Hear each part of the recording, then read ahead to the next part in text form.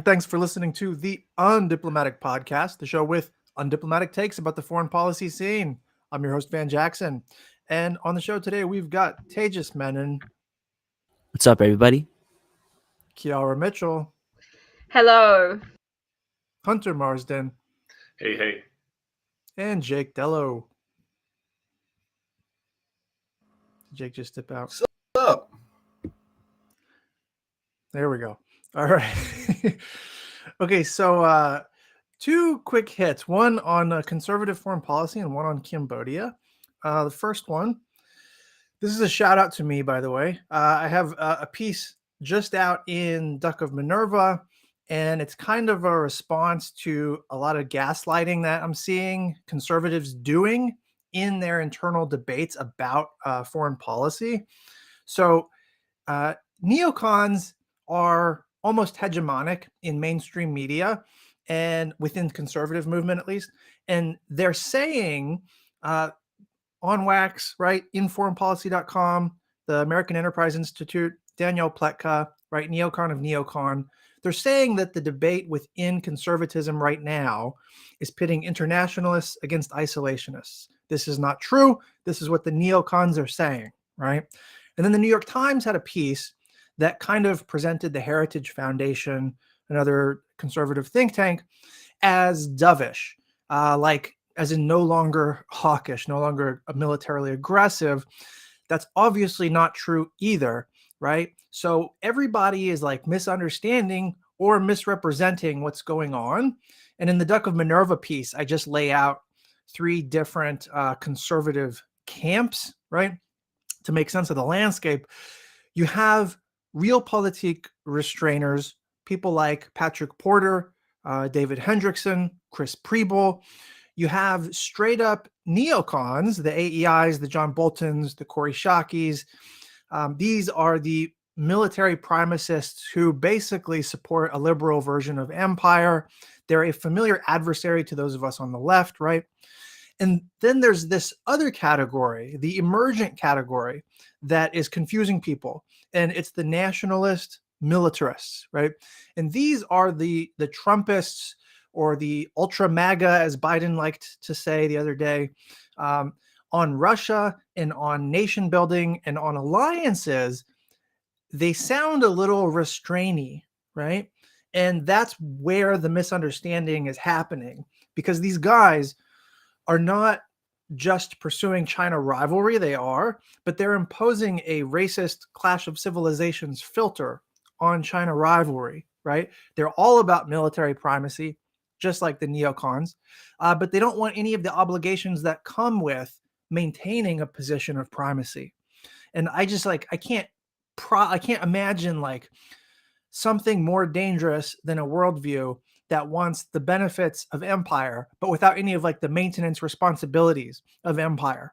So A, these guys are really bad news, but B, the foreign policy project of these nationalist militarists, it's downstream of the new political configuration of the like new right, post-liberal right, whatever, like they're basically fascists. And so I mention this simply because a lot of people are making a category error in confusing nationalist, militarists, and restrainers, right? And you just cannot take on good faith what conservatives say about the conservative foreign policy debate. So that's all I've got for that first hit. Any thoughts? The answer can be no. Sorry, Van, haven't read your piece yet. I don't disagree with your take, though. Yeah, this is just out last night, like late last night, so it's not surprising. Second quick hit. So there are reports that China's building a military facility in Cambodia. We've kind of been hearing about this since 2019. There was rumors about it even before that, actually. And there are new details now that are trickling out. This is Hunter's beat, so I'll turn to him in a second. But just two thoughts. One, Blake Herzinger, a friend of the pod, had the best take on this that I've seen from anyone. It just happened to take the form of a Twitter thread. and I'll try to link to that in the show notes. But two, like we have a pretty gross history of fucking over Cambodia. We still hold debt over them that we are literally in the Biden era harassing them to repay, even though it was money that never went to the Cambodian people and in fact was siphoned by a prior illegitimate regime, right? In a legal sense, this is an odious debt. And in a fucking moral sense, it's odious that we would like continue to impose it on them. And the worst, like most of self-defeating part is that it is the economic depravity that leads Hun Sen and the regime in Cambodia to turn to China, right? Like it's no secret Cambodia is in the pocket of China. It's been this way for quite a while. But like, if we have a problem with that, why the fuck would we perpetuate a situation that forces them into that pocket further, right? So as ever, there is what I would see as like a liberal failure to think about root causes and to take seriously our role in making the circumstances that we dislike that creates a world that we find threatening, right? There's more I could say about this, but do you have thoughts, Hunter? Yeah, I've got some thoughts. I think you already sort of touched on some of them. So yeah, I would second your mentioning of Blake Herzinger's excellent Twitter thread here, which I think smashed it out of the park. So you're right. We've heard about this since at least 2019 from the Wall Street Journal reporting previously. There's not a ton that's new here. What was interesting to me in this report, which came out through Washington Post and some good investigative reporting, was sort of two things. And this is interestingly sort of based on interviews from a CCP official who probably no longer has a job at this point, if he's alive or she. But the details that are now emerging make the base look a lot more credible. What we know now, according to this latest report, is that the base won't be exclusively China's, which is interesting. And so it'll be sort of an adjacent facility, and the Cambodians have knocked down some of the American-funded defense facilities that were already on site in Ream Naval Base. And as well, they've pushed out some of the Vietnamese friendship facilities. I forget the exact terminology used. But so it's interesting in that this shows that China's military presence here is not completely exclusive, but it does have exclusionary aspects to it in the fact that they've displaced the Vietnamese now. So this will have major security implications for the region and for other Southeast Asian countries. But it does fit into sort of this larger trend, which we've touched on recently, especially in light of the Solomon Islands and the sort of hysteria in the media around that and China's sort of encroaching security presence in the Pacific. And I think it's it's too soon to really freak out about this. It's not a new Chinese military base capable of projecting power just yet, right? We have to sort of wait and see. It certainly could be something along those lines. In 2019, I was a bit skeptical still. The satellite imagery lends a lot of credibility to these reports, but at this point, it looks a lot more real. The other thing I would mention is that China will use the facilities to expand its own global positioning satellite system. So that's separate from US GPS systems, and Russia has its own. Forget what their satellite systems are called, but this will enhance China's own maritime domain awareness and satellite imagery capabilities in the South China Sea and in Southeast Asia. So Cambodia might not be concerned about that, but other countries in Southeast Asia certainly are.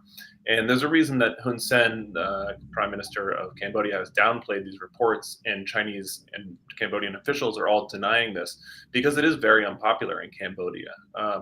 So yeah, a lot of interesting strategic and security implications, and certainly testing Cambodia's diplomatic relationship with Beijing at this point. Yeah, that was all fair. I mean, I guess the only thing I would add is that we have to keep some things in mind. Like, we have a much larger military presence in Southeast Asia than China, And even in recent years, we have still engaged in military cooperation with Cambodia. And it's like, it's understandable to securitize the construction of military bases, like to be wary that your rival, like from a national security perspective, is increasing their capabilities or their capacity. But we have to be aware of the hypocrisy in that too. Like, we need to keep a sense of proportion and self-awareness. Like, Thailand is right next door, and technically they're treaty allies with us. And it's bad analysis to exempt yourself from the lens that you impose on others, you know? And so the thing to look out for is what Hunter mentioned, insofar as we know it, which is like, how exclusionary are China's security arrangements? Because I look, the sane comparison is the Singapore example to me always. Love all, serve all, right? China and the US get to have military access to Singapore. This is a kind of hedging, right? And it's not fair to smaller nations to securitize the China part of their hedging strategies, right? And in Asia, it happens to be that what's not fair is also not smart and not strategic. So you should care about this stuff, even if you're an amoralist, right? If you want to do good strategy. Yeah, that's a great point. And that's the other point I forgot to mention is the Singapore parallel.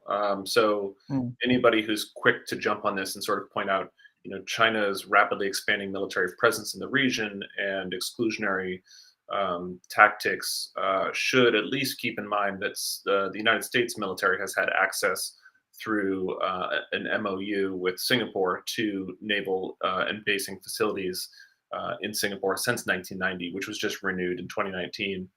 Not to mention the other countries in the region and Guam that have troops on the ground and actual U.S. security presence there.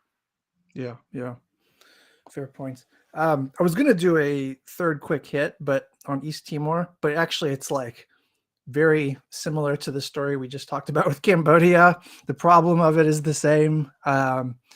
And we're sort of short on time. So we'll just go straight to the next segment. Tejas? Alrighty, let's do it. Apologies for before the power went out over here. It's crazy. Really bad weather. But classic Wellington, eh? Yeah, we're in a storm as we record this in Wellington. That's the thing. Cool. So for those of you who don't know or are new to the pod, this is a segment where we give 3 headlines to Van. 2 of them are real, 1 of them is fake, and we sort of challenge him to figure out which one is the fake one. So here are the headlines. The first one: Ryanair asked travelers to prove South African nationality in Afrikaans. The second one: Vietnam's health minister arrested for COVID test gouging. And third, Kendrick Lamar's new album has been banned in Russia due to Auntie Diaries, a song about trans acceptance. Oh my God, these are all false, right? Wait, so 1 is true or 2 is true? 2 or 3. Wow, 1 is false. Oh my God. Okay. Well, that's hard. So I'm going to say Kendrick Lamar's album being banned in Russia is false. Nice. Good job. Is it true? I mean, that's true that it's false?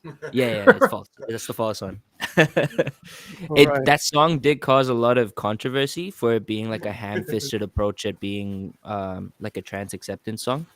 But it wasn't banned in Russia, at least not that I know of. So what was the controversy about it? I saw that there was something. Yeah, I wouldn't be the right person to speak about it because it's not me being represented. But certainly a lot of the controversy has to do with the lack of care or effort being put into representing what trans people go through in that song. It's sort of his perspective on what the challenges are instead of, and it shows a lack of actual research and talking to people who've lived that experience is what people are saying. So is it the trans community that's upset about the song, or is it some other? That's what I'm asking. Yeah, it's divided a lot of people in the LGBTQ plus community. So some people are for it, some people are against it. In that in the trans community. I personally haven't listened to it to myself, but as someone who's non-binary, experiences quite vary a lot in the trans community and can differ, even within the general queer community. It varies, but I haven't listened to it personally, so I can't really comment. But I can only go off what others. But if he hadn't really communicated with the trans community, I could see a lot of issues happening there, especially in the era of TERFs and trans exclusionary happening, especially in the US currently. TERF was actually a term I had not even heard until recently. Yeah, it's example of a prominent TERF, J.K. Rowling. Right. Somebody called her the white woman's Kanye West. Yeah, the white feminist anti-trans TERF movement, of which I think recently I got into an argument with one of them, and you can see it's and what's happening in the US with sports, especially, is quite dangerous because very exclusionary practices, and it's not good. I'm glad I don't live in the US. I'm glad I live in New Zealand. All right. Let's be. All right, good job. The last. We have we got an AMA question on this as well, sort of, coming up later in the show. But yeah, thanks to me for getting this question right. Smashed it. All right. Okay. So for stay off Twitter, I'll pull mine up, and then Jake, do you have Gabby's, or how's this going to work?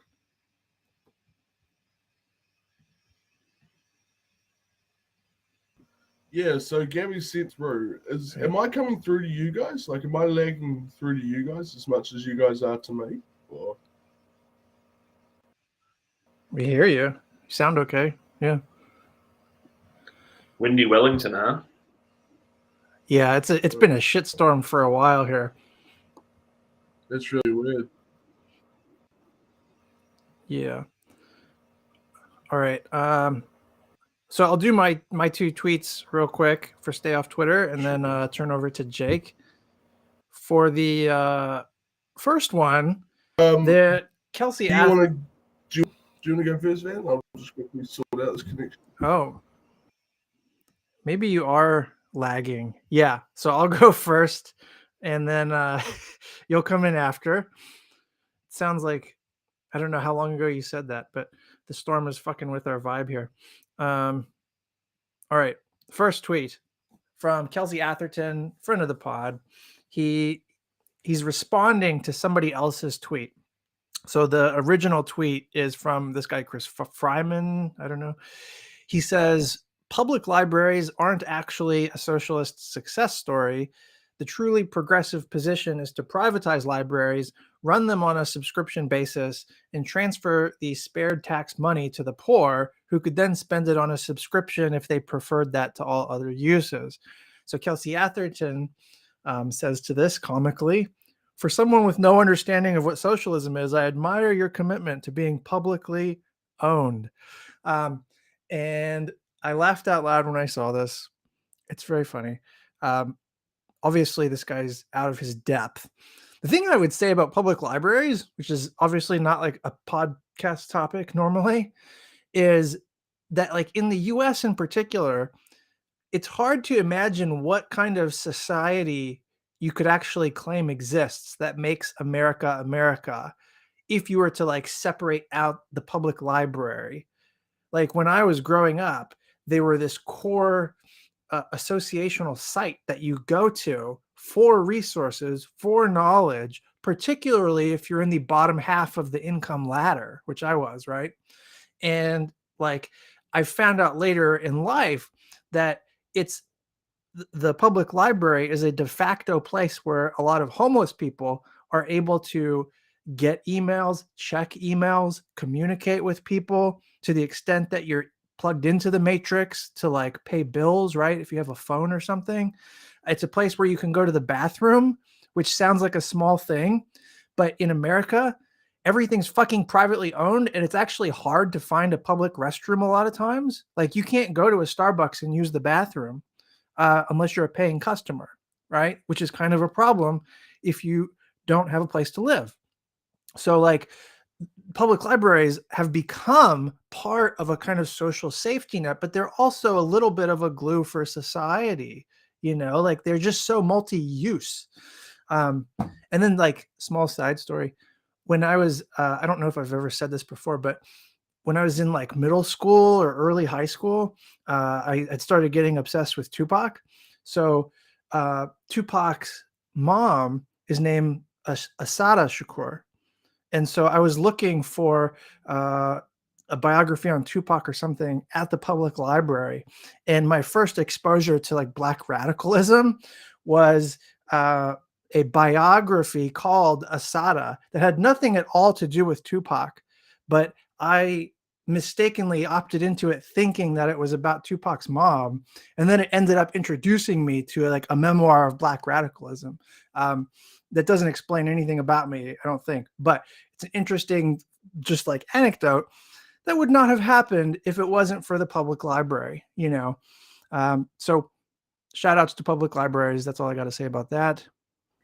I would say the public library in New Zealand is a reason why I own so many. It's really good, but it got me into reading because they used to do, I've still got my first original library card of Waitakere City.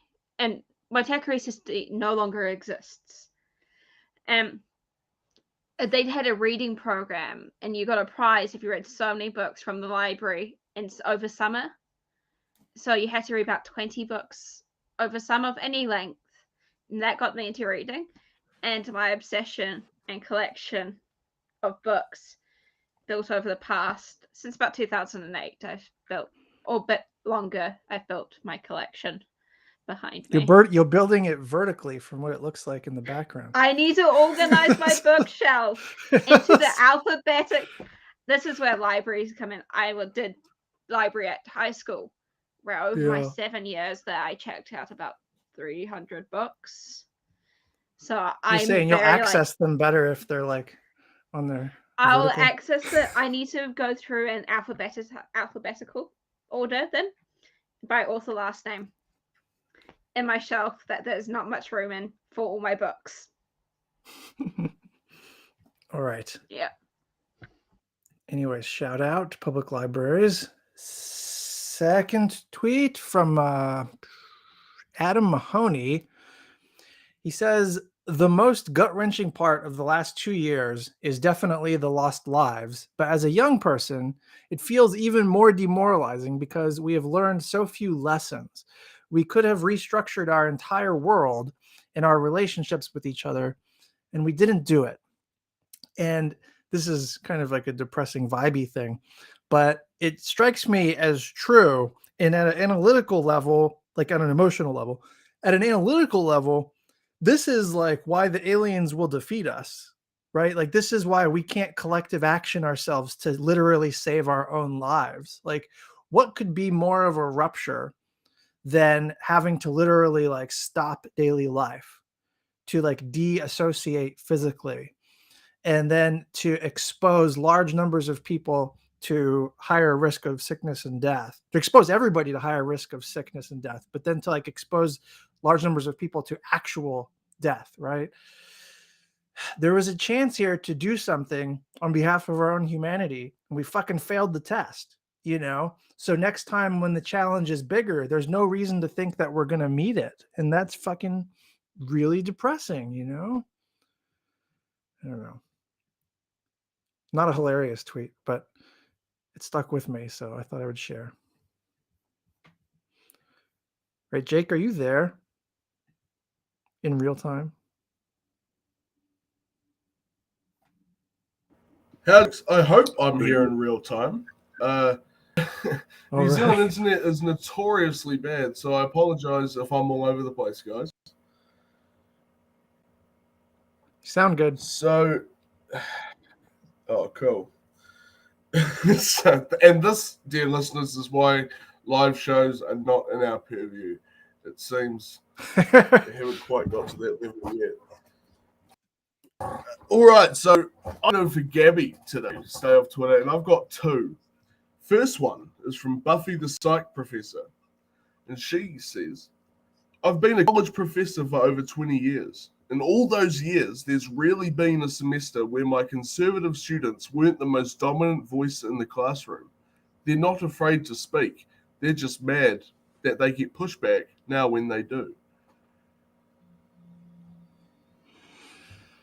So, how do we feel about that, dudes? That's my sense too. It's not. I don't know if it's a partisan thing or not. This like being super vocal in class. I think it may just be like a personality thing.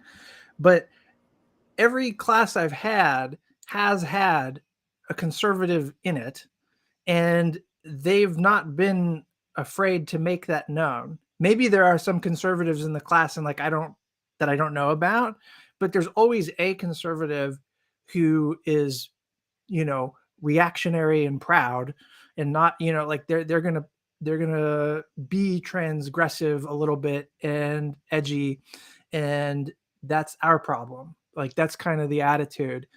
And it's not like, especially in New Zealand, it's not super disruptive so far, knock on wood. But I certainly don't sense that like being sort of like politically conscious or, I hate the term woke, but like being progressive in any sense, like being in a progressive environment, it's hard to see how that's oppressive.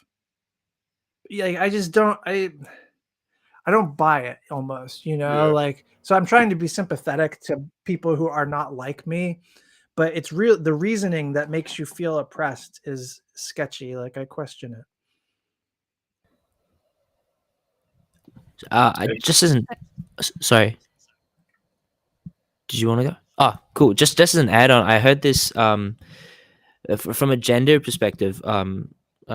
Speaking to that, I heard this thing that in a group setting, even if the split is 50-50, or men only comprise of cisgendered men only comprise of 50% or even lesser, they or more, they feel that their voices aren't heard, even if the split is 50-50, just because they're so used to dominating the conversation all the time.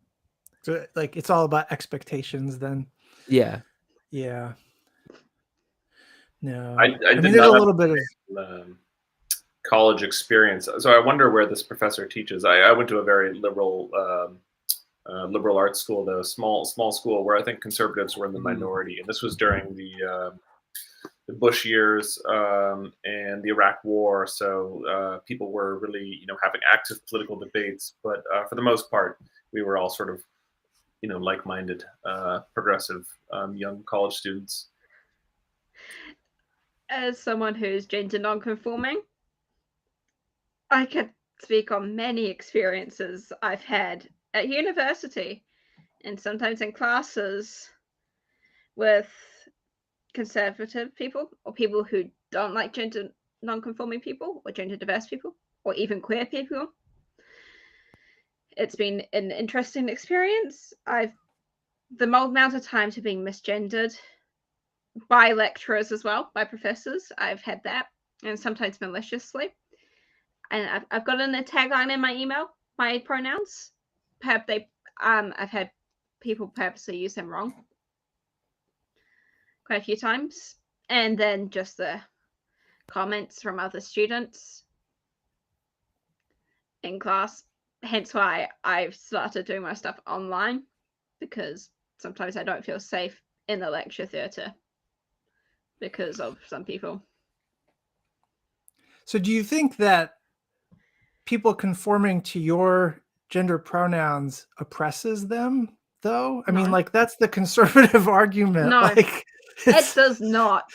Does your security come at their expense? I mean, like, that's the part that I can't wrap my mind around. Such an inconvenience to them. Like, You have to think It's about these not things. going to even oppress them at all. It's like it's just too. It's like it's they them. It's not hard. It's like there's something in the DNA here on the reactionary side of this that's like in the same vibe as like Jews will not replace us. It's like this if I'm less than dominating, then there's a discrimination problem against me. Not goddamn. It's some weird shit. Yeah, I always think of this great Yeah. this great SNL skit, Thanksgiving dinner, where one of the old, racist or transphobic parents says something like, back in my day, we didn't have trans. It wasn't a thing. And someone snaps and says that's because they weren't recognized. They lived lonely lives. And I think that really says a lot about the current moment, right? It's I've had those willingness to conversations. recognize or not. You denied their existence is why Right. it wasn't a thing. It's like they And it's- existed. You just didn't want to it's- recognize it. The conservative They reaction come- really is conservative in the literal sense, right? They want to preserve the old ways, and there were simple categories, and they don't want to adapt. They don't want to change that way of thinking, and to them, I guess it is a threat to their identity in some sense. It's like sometimes you find it's not always conservative. It's sometimes people who don't understand the queer community that will say that stuff, and it's harmful saying that because we exist. We've always existed, and there's historical accounts of our existences. You just refuse to acknowledge it in the past. Yeah. This is one of the things Yeah. that's worrying about the Red Brown Alliance stuff, because it's the way that the right is morphing. They're kind of trying to bait the left into giving up on minority and marginalized communities in the name of like higher minimum wage or something. And like that's the bargain it's a losing cause for the left. It's yeah. So did Jake just cut out again? All right. I don't know what this is going to look like in post. But... Don't worry. I'll love it either way. I was just going to say I'm not usually one to take of conservative defense, but we think it is important to remember that anti-trans and anti-LGBT and there isn't a conservative principle. I've met many conservatives that are just fiscally conservative and quite socially progressive. Have to distinguish reactionary, dangerous thinking like MAGA Trumpism from conservatism that actually has some points, and there are valid conversations to be had, and we can't always reduce them the same way they reduce us to SJWs and all those things. Yeah, I have got an example. My dad's fiscally conservative but socially progressive, considering his sister is trans and my second cousin on his side is also trans. Yeah, and then there's me as well. Know someone, right? You can relate to. Yeah.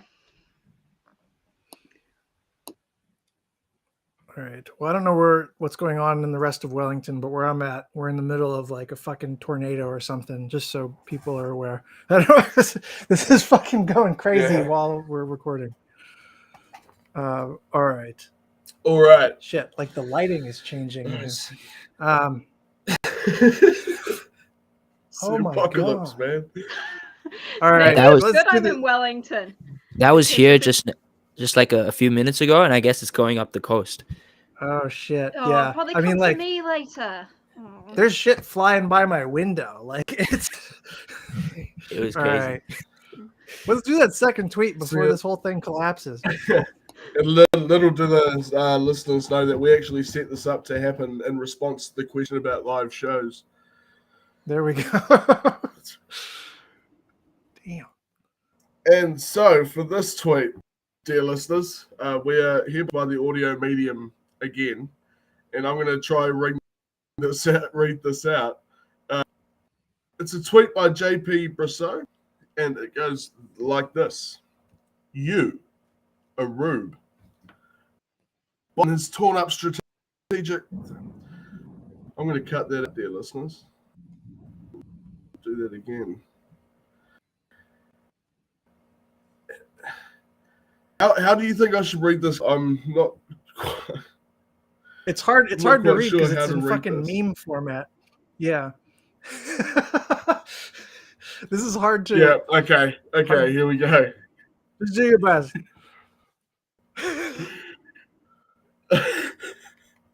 Oh, thanks, Gabby. Fuck. All right, listeners. Here's a tweet by JP Brousseau. It's in meme format, and I'm gonna make myself a bit of a meme trying to read this out. Here we go. You, a rube. Biden has torn up strategic ambiguity, whereas me, an intellectual, accidentally Taiwan a security guarantee multiple times only to have it walked back by senior aides is a perfect execution of strategic ambiguity. Boom, meme-tastic. What do we think about that, guys? That was you did a good job reading that for how hard it is to read memes. Yeah, so Oh, strategic shucks. strategic ambiguity about Taiwan and whether America would defend Taiwan if attacked, that has not changed, and strategic ambiguity about just like navigating Chinese-Taiwan relations. The problem is that it's done in like kind of a ham-fisted way. So Biden goes out and makes statements that sound like they're changing the status quo. And then his staff have to walk it back, and that's a bad look, right? Somebody lower on the hierarchy walking back the highest person on the hierarchy. But there's like a couple of things to note here. One, this has happened under every presidency. Every single president that I know of, like I can think specifically of Trump, Bush, and Obama said something that was fucking ahead of their skis on Taiwan. And then the staff tried to sort of walk it back. So like the ambiguity of confusion and the ambiguity of like incompetent kind of a look, that is as it ever was. And so to the extent that ambiguity is like uncertainty due to incompetence, that applies as much to Biden as it does to previous presidents. Bush was like really notorious for this. But two, like even Bernie Sanders on the campaign trail last year, people forget this shit 2 years ago now. People forget. He said specifically on 60 Minutes that we would defend Taiwan militarily if attacked, right, by China. So like if China was the naked aggressor, there really isn't ambiguity about that. The thing that's ambiguous is like, we're not going to chest thump about it. We don't need to make deterrent threats. Like we don't need to change how we talk about any of this stuff, So the ambiguity is as it ever was, whether it's competent or incompetent. I mean, that's maybe up for debate, but the ambiguity does not deny the fact that like we constantly reaffirm that if there's naked aggression against Taiwan, we'll defend them. There's really just a question of what defense means at that point, which can look like many different things, So that's up in the air. It's interesting. I don't know. Interesting topic. Yeah. The other ironic point here is that Biden himself penned an op-ed to criticize George Bush when he made a similar gaffe back in, I think, 2002. Yeah. So That's not like Joe Biden. That's my not like Joe take, Biden or the Democrats. one of my takeaways here is that, I think you have to be able to hold a couple different paradoxical facts in mind here.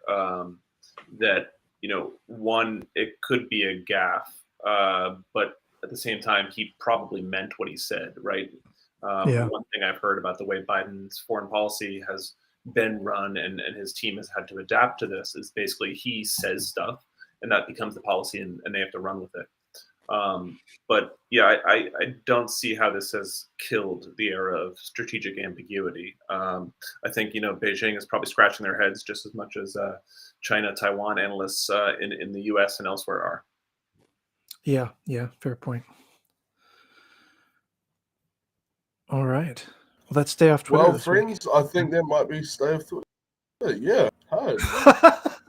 the 10-second lag. Yeah, fuck, here we go, didn't I? Give, it keeps on giving. I love it. So, like, I really feel like you guys are having a conversation, then I'm coming in blitzkrieg style 5 minutes later with like, yeah, that's really accurate. Yeah, hi. It's like you're wasted. Yeah. This is why live shows would that's be not- funny. Live shows are this is Oh, why see, I live wish shows it would turns be out. funny. All right, Oh, guys. man. I've fulfilled my contractual obligation to my friend Gabby. Stay off Twitter is complete. I feel like I might be dragging the connection down a little bit. I might tune in on Twitch. I just won't be able to join in the conversation. Can you also Well, I'm tune in on also YouTube? I think you can chat via Twitch. Let me test this. Let me just say via the Twitch chat if it comes through. All right, fam. There we go. It does. I'm, can We've chat got on 2 whole there. I'm followers buying a on new Twitch, PC. so One of Yeah. I was the Buying a first new one. PC next week, True. so should be good. right. We should be a bit better. Like, all right, All Fano. right. Good to see you. Good seeing you, mate. Yeah, Good yeah. seeing you, Jake. Take care, man. All right. Bye. All right. We got armchair analysis. Yeah, let's do it. For this week's armchair analysis, we have an article in the New York Times by Peter Beinart. Is that how you pronounce it? I think it's Read it. Beinart, but yeah, Beinart. whatever. I've read his stuff for a long time, never say his name out loud, oddly enough. The title of the article is Biden's foreign policy team the best of the quote-unquote blob?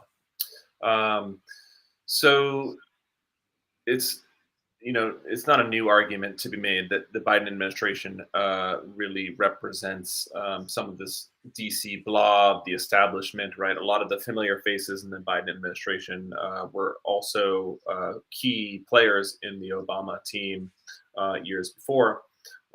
So we have Jake Sullivan, Anthony Blinken, Kurt Campbell, the Asia czar, DNI Avril Haines, CIA Director Bill Burns. A lot of these people worked together before. And the problem with having so many familiar faces and those in the ideological flow of one another, I suppose, is that familiarity breeds groupthink. So I've got no quibbles there. Beinart is absolutely correct. That is a major problem and presents certain blinders for the team. The piece even has a quote from Ben Rhodes, who's Mr. Blob, the guy who sort of coined this term. Now looking somewhat critically from afar at the Biden team. He was instrumental in the Obama White House. So Beinart writes that the blob tends to see American foreign policy as a series of military challenges which require military solutions. Now, personally, I've got no major disagreement there, but I don't think that's the major criticism that folks have of the blob. I think the sort of perceived fault of the blob is that it's sort of this elite group that's unelected and unaccountable, right? They strike free trade deals, which overlook sort of the blue collar workers and go about global policy without, again, any accountability.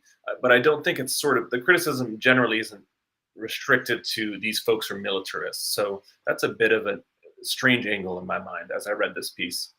And my beef with it, I think, if I can just sort of try to think this through out loud, is that he defines the problem as the way Washington views its adversaries, but he sort of shifts all the blame onto the U.S. foreign policy machinery without acknowledging, I think, what the adversaries are doing in the first place. So, Russia invaded Ukraine, right?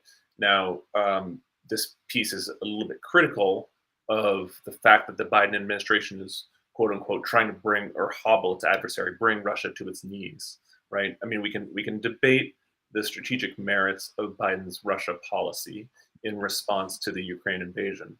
But I think the author is going a bit soft on, the adversaries as first movers in some sense here.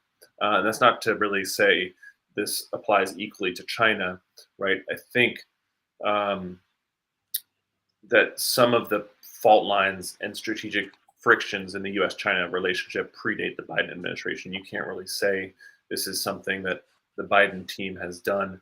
But my point is, it's not like the Biden team just came into power and is hawkish just for the sake of being hawkish. I mean, there is some of that. I'm sure, Van, you have many more thoughts here.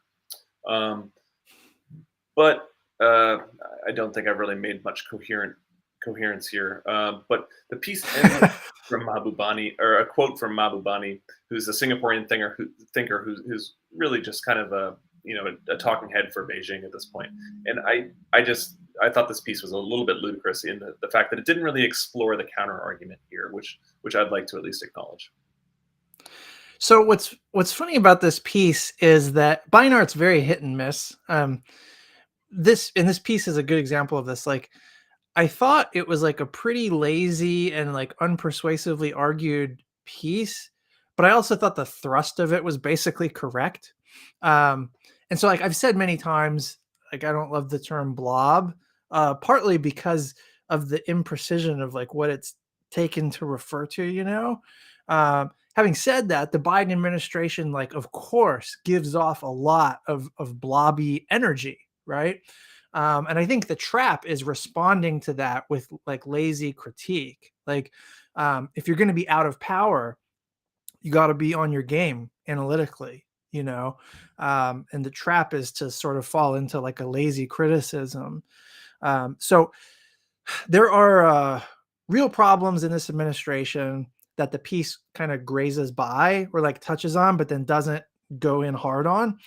And so like the real corruption is a real story that people have sort of started to tell, but not really, right? Between the defense industrial complex having paid off a lot of these people that are serving in Biden's national security apparatus, right? Including people I would have called a friend a year ago, including people named in the piece.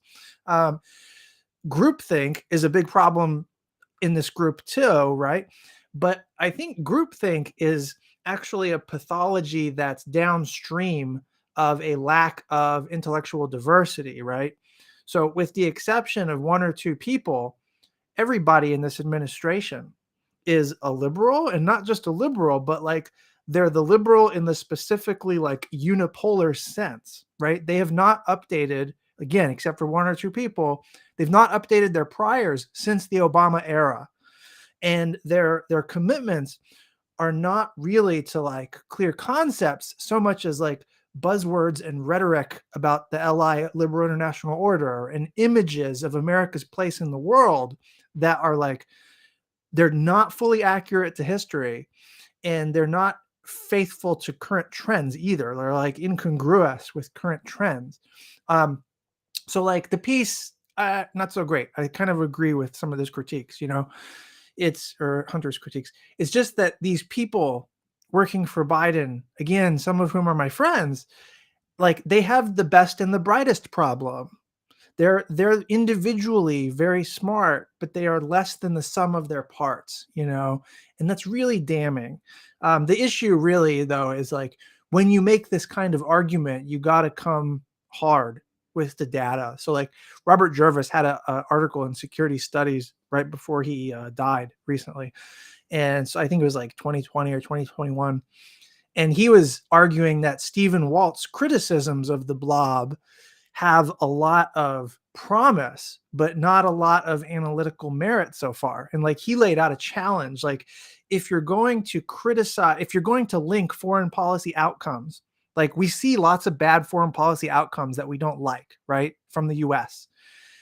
If you're going to link those causally to the composition of the foreign policy mandarins themselves, the elites themselves, you need to have like standards of evidence and like what's the sort of research design that's going to like show that causality.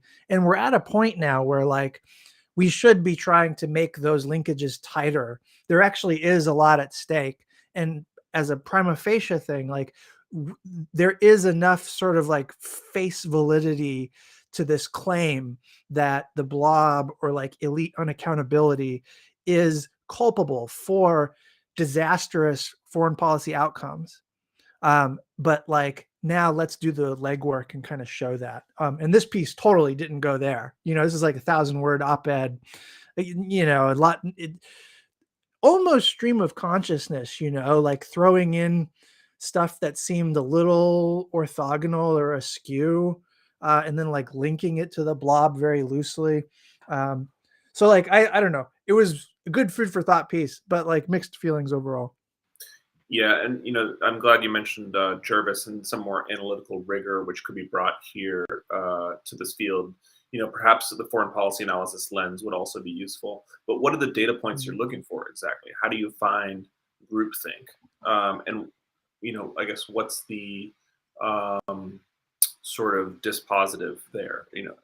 The absence of groupthink would be discrepancies, but it could be that they do a good job of keeping the disagreements within house rather than letting them sort of get out in leaks. But anecdotally, when it was, I think 2 weeks ago, that the IPEF, the Indo-Pacific Economic Framework, emerged, I had read somewhere that part of the reason this has come out as such a hodgepodge of various components of economic framework or policy, and it's not a free trade deal, but the media's sort of captured it as such, is that there are large disagreements within the Biden team about how the U.S. should engage Asia with economic strategy.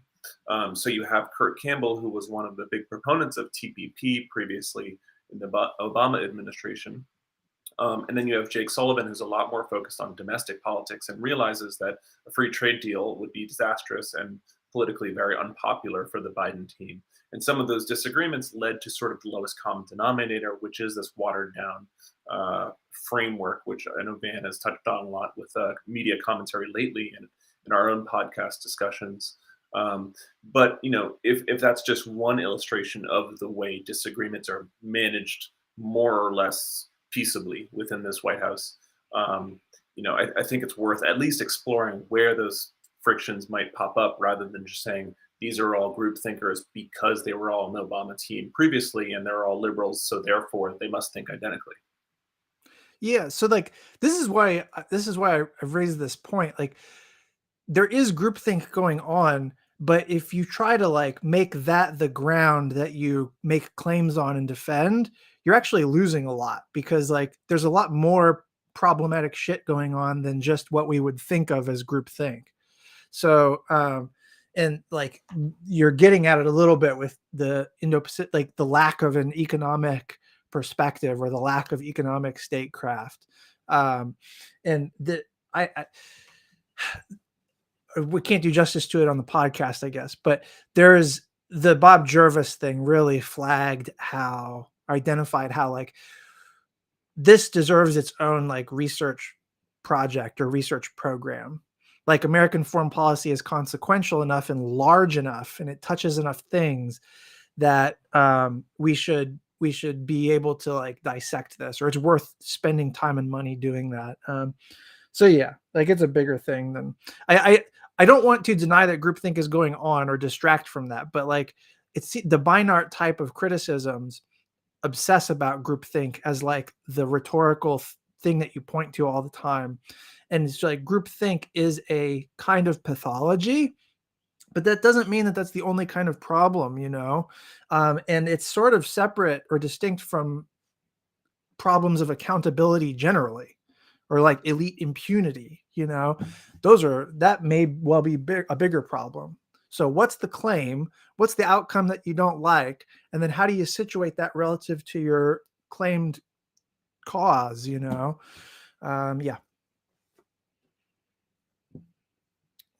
All right. Ask me anything. This has been a weird fucking episode.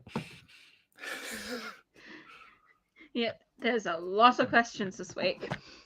Yeah. We'll skip the MMA one because it's long. And okay, cool. Yeah, we'll do it next time. Yeah, first week I've got 4 questions to ask. The first one is from a senior political scientist at the RAND Corporation. Regarding your tweet about a progressive global order, could you outline what you're envisioning? Where does a place like RAND fit into your utopia? So I don't remember what tweet this is referring to. This is it's from been a May while. 18th. So Jeez. Yeah, I don't remember. What I will say is that I have a research thing that's coming out very soon about progressive grand strategies, and I am incidentally giving a talk at Rand next week about it. So like maybe that's where this is sort of being triggered from. But there's different configurations of what like a progressive foreign policy would look like, or a progressive global order, right? Certainly more egalitarian and less sort of rhetorically hypocritical than the liberal international order. But it wouldn't be a complete destruction of the world that we know either. Um, the thing to say about like where a place like Rand is a very technocratic institution, right?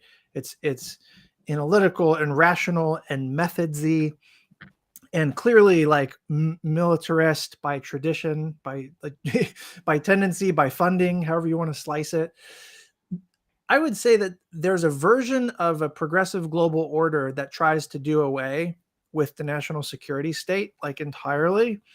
And there's a version of the progressive global order that requires repurposing the national security state. So like this layer of what would be like the PMC, the professional managerial class, that's basically what the technocrats are, you know. The PMC is still necessary in a more democratic, egalitarian, and stable, peaceful world, right? Because progressive policies still require that like Mandarin proficiency. I don't mean fucking Chinese. I mean like the technocratic know-how, right? You need people to design and implement and manage complex systems and complex policies that skew favorably toward progressive outcomes, right? So like to achieve redistribution in a world where politics constantly fights against redistribution, or actually more precisely, a world where redistribution only goes upward, like it only concentrates at the top, right? To fix that and to challenge that is going to require extreme technical savvy, extreme competence in policy, and probably large numbers of people to do it. So you're still going to need institutions like the Rand Corporation, in my view. You're still going to need a thick layer of staff serving secretaries of state and defense, et cetera. Like the PMC national security state needs to exist in a progressive global order, I think, in my version of it. But the ends to which they work, the imagination, their policy horizon, the things that they're trying to achieve, the way they go about it, like the analytical foundations of their analysis just has to be very different than what it is currently, which is all about the state and power accumulation and these like this rhetorical line drawing around liberal international order, et cetera. So like incomplete answer for now, but there's some people who have a vision for like a progressive global order where there is no there is no PMC. I think there is a PMC, and Rand is part of the PMC. It's just repurposing our technocratic know-how for like more egalitarian ends, if that makes sense.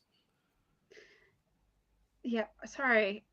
Hopefully I just realized I wasn't on mute, so hopefully I was quiet enough that it didn't pick up. Oh, no, I didn't hear it.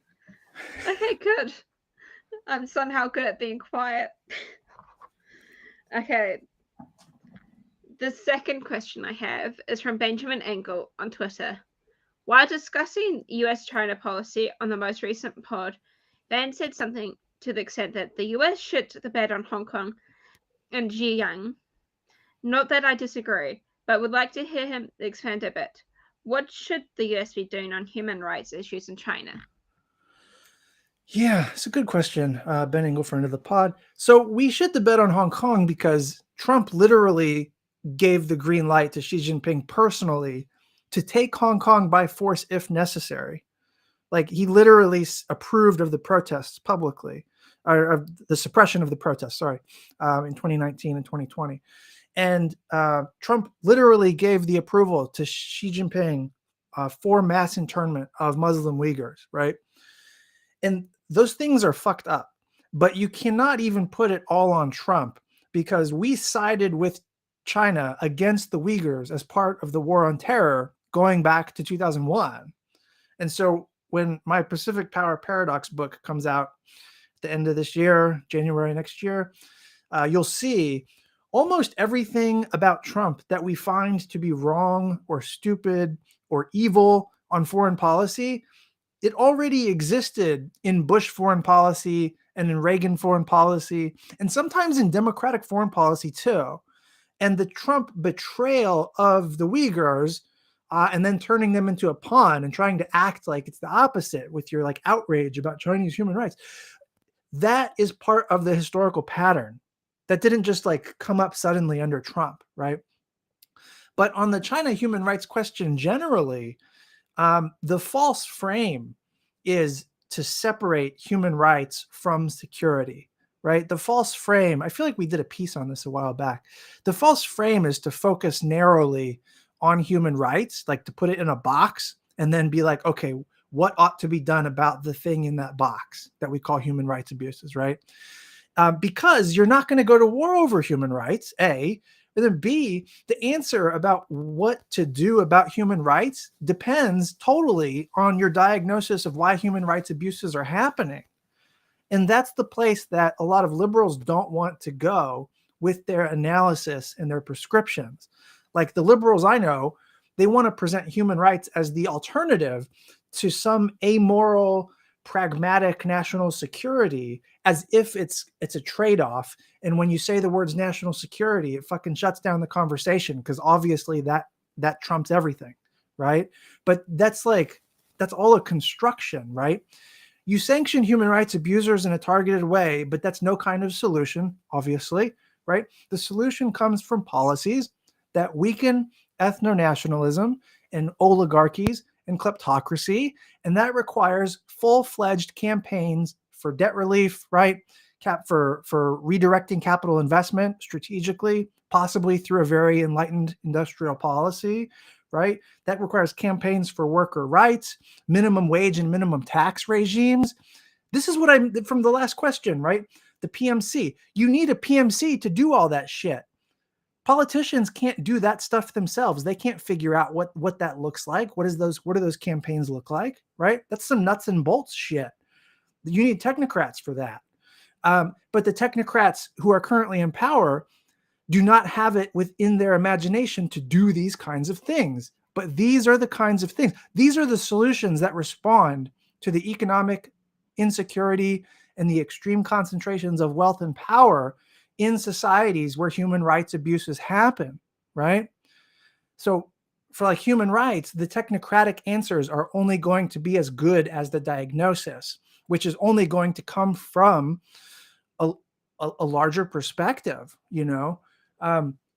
So the answer to human rights is foremost, do not stick it in a box and then pose it as a trade-off to national security. To do that is to show that you actually don't understand world politics, and you are not to be trusted with international security, in my mind.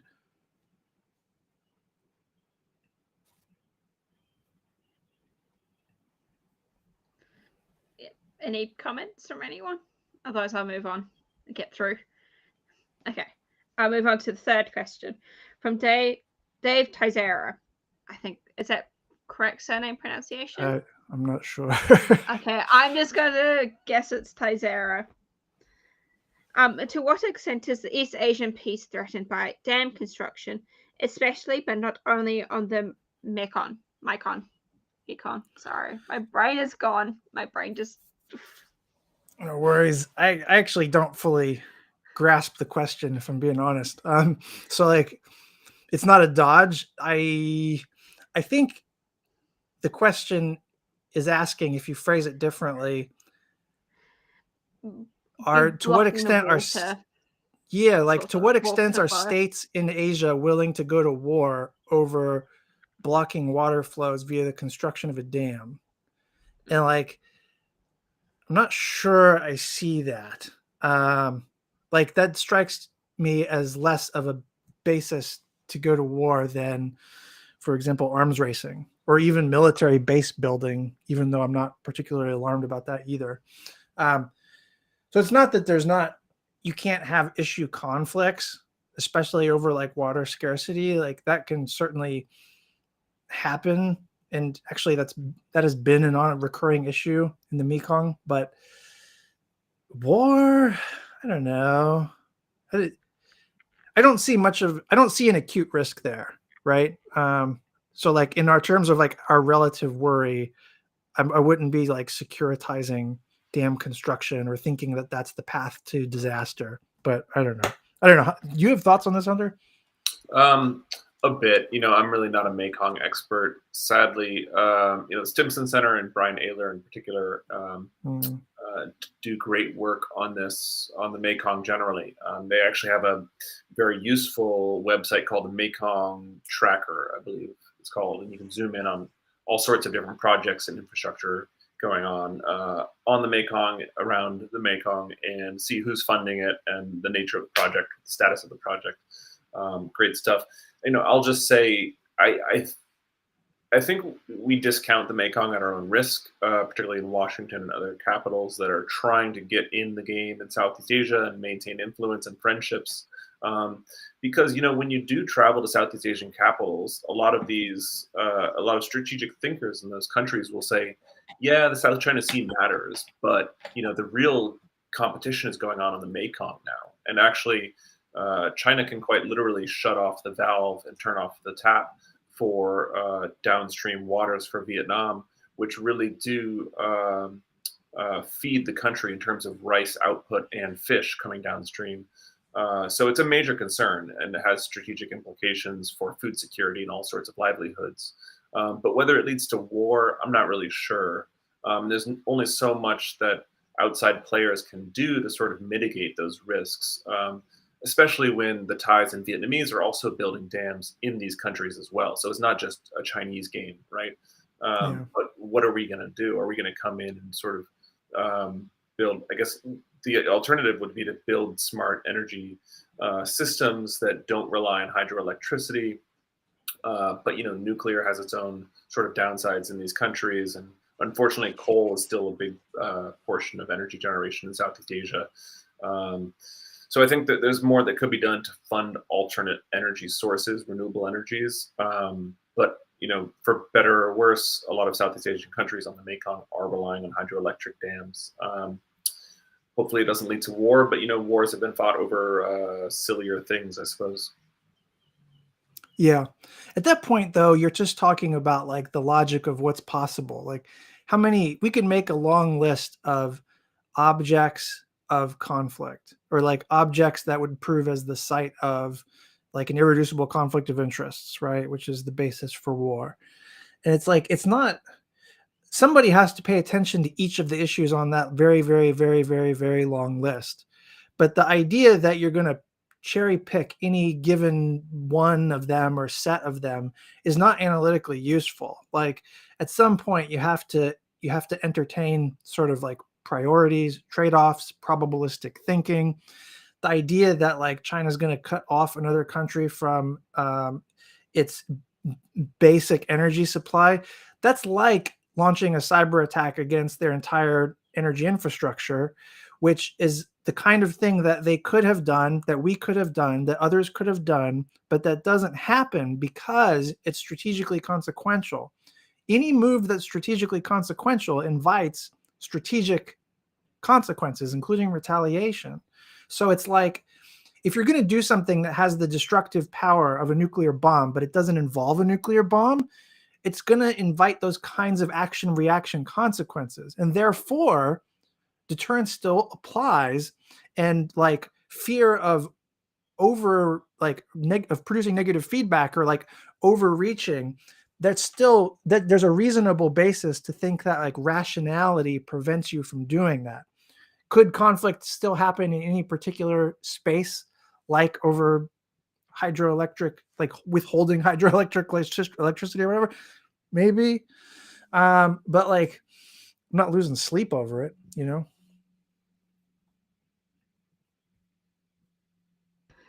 Cool. I'll ask the fourth question.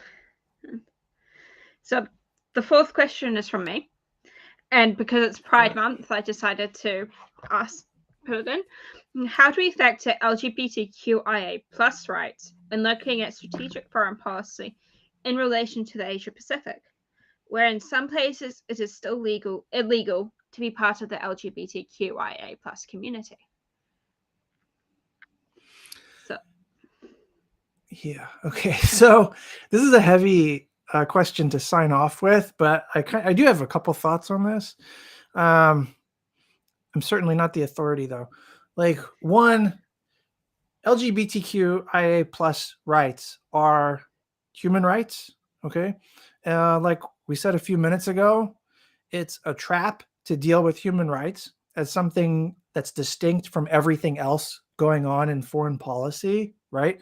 The protection of human rights comes from a genuine human security. And I don't mean human security in just like the way that the literature refers to like the phrase human security, right? Economic security is necessary for human security. Like you can't have a human security that like stops once you start getting to questions of like economic access or economic justice, right? It's like social justice minus economic justice is a problem. That's a trap. That's not justice, right? Two, it's important not to fall into the trap of what Olufemi Taiwo calls elite capture. So he's got a book that's just out about this. We're talking about getting him on the pod actually to talk about it. But it's this, when he talks about elite capture, he's kind of talking about like the neoliberal seizure of identity politics, right? Like the woke part of woke capital or something. Our goal cannot be a ruling class that's 30% Black or 20% LGBTQ or that has gender parity. Why can that not be our goal? Because our goal cannot be to have a fucking ruling class, right? If you're being oppressed, do you care about the identity categories of your oppressor, or do you care about the oppression and the fact of it and how you're being oppressed, right? I would submit that the latter is probably the thing that is the issue. And a politics of deference and inclusion is important. It's like a starting point, though, right? It's a sign of progress, but it cannot be the horizon of your progress. Otherwise, there's a risk of being sold out, right? There's a risk that you'll include somebody on the grounds that their identity category is somebody that you want to include, but then that person doesn't represent the interests of that community, right? Think about like Obama versus the Black community, right? So like we have to always ask, is the person that we want to include on the grounds of like diversity, is that person going to be a good advocate for the community that we're hoping they will represent? And the best advocate, it may not come from that community, right? And if you think differently, you're risking getting the weird shit like the feminist peace theory that made the case for Hillary Clinton's presidency, even though she was a war hawk, right? Wildly militarist in her foreign policy preferences. And because it's not enough to think of identities as fixed categories, right? They're relational, they're fluid, they're processual. Three, related to the second point, from an analytical perspective, like there is some queer IR theory. It's not very prominent, and like I'm not fluent in it, to be honest. But the move that I see in the academy is to subordinate LGBTQIA plus perspectives to feminist perspectives because it's gendered. And so it's like, well, if it's gendered, then that's enough, right? And like, I'll say again, this is not my area of expertise, right? But my sense is that LGBTQIA plus is a marginal category that's excluded from certain kinds of equality. And that makes it sort of like have higher affinity with post-colonial and like third worldist literature. And like that might be a better or like fairer analytical foundation for their perspectives. But like, I don't have firm views on this. And to be totally honest, I'm speaking out of my depth, but I was asked, so I'm trying to answer. That's kind of all I got. Those are like my preliminary thoughts. Hopefully, I didn't go Kendrick Lamar on this. I don't know. No. Really good answer. My brain definitely switched. My brain at this point in the pod has just gone, yep, distractions easy. Because Yeah, I'm ended up fading just by the end of it too. I'm just looking up where in specifically the Asian countries it is illegal and where it's punishable by some death in some places still. And so it's like Malaysia, it's fines or prison sentence from 2 to 20 years or whippings for being gay. And yeah, so there's places where it's same-sex activity is legal, but you are not recognized. Relationships are not recognized, or you don't get any other rights. So, Well, do- I'm sure we're soon we'll add both in it. America to Yep. that list. So Yeah. Man. All right. Was that the last Yes, that is the last question. So, yeah. intense one? Okay. All right, gang. Well, that's going to do it. Buymeacoffee.com/undiplomatic to buy us coffees. We're on YouTube. I think search Undiplomatic Podcast. I don't know what the URL is. And then cottonbureau.com. Search for Undiplomatic for the merch.